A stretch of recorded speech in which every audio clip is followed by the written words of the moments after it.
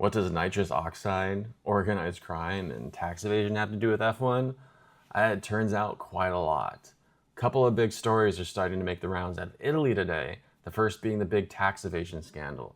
It looks like the Italian authorities are starting to investigate whether or not the drivers paid their fair share of income tax while working in the country.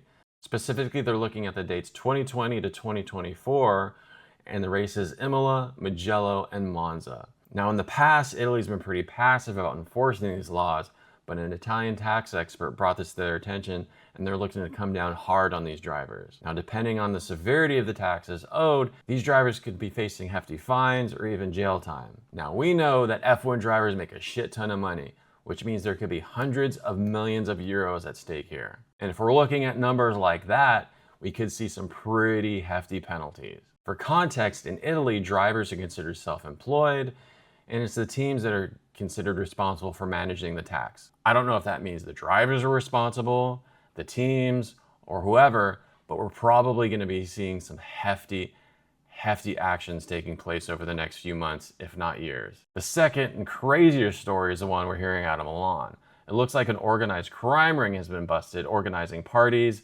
full of drugs, specifically nitrous oxide, which can't be detected by athletic organizations. Now, if you don't know what nitrous oxide is, that's the laughing gas they give you when you go to the dentist. It's the light stuff before they pump you full of morphine or inject you full of Novocaine or whatever else. Turns out these aren't banned in most organized sports, so it's a way for these athletes to go out and party and have a good time and not get caught. Most of these investigations have been centering around pro football players, specifically in Serie A, but it sounds like an F1 driver is getting wrapped up in this as well. During a wiretap investigation, someone could be clearly heard saying, "I have a friend, he's an F1, he's looking for a woman, and he's willing to pay." Now, based on the timestamp of these wiretaps, it looks like these recordings were made during the Bahrain testing of this year, so it's probably not a current F1 driver, but you never know. That's all the information we have for now. As I find out more, I'll be sure to let you know.